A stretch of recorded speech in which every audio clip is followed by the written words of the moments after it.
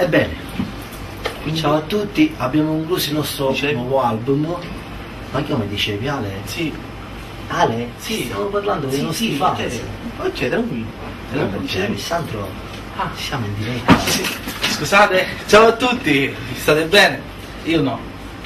C'è caldo qui dentro. Mandiamo un bacio a tutti quanti e spero che questo prodotto... Ma che fa?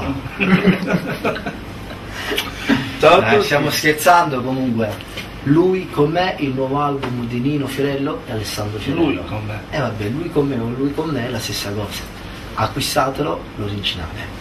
Ciao a tutti.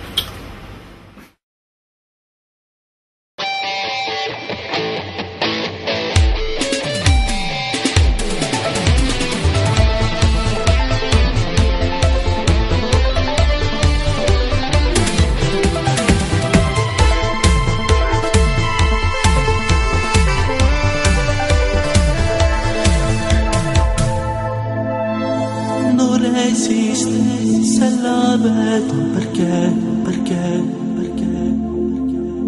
mi ha incantato, cosa mi ha fatto non so. Il mio cuore batte solo per lei, mi manca. Ma che dici, non parlare così? Fratello, e lo dico per te, la conosco molto prima di te, era mia.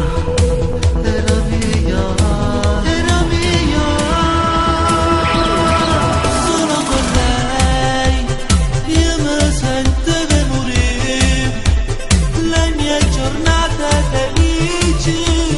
Insieme a lei non capevo niente più.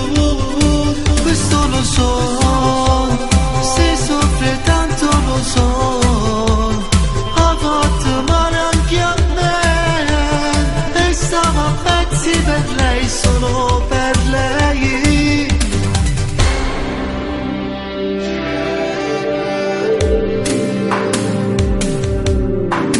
Mi sembrava più sincera che mai. I suoi occhi, quel suo viso di un angelo, la credevo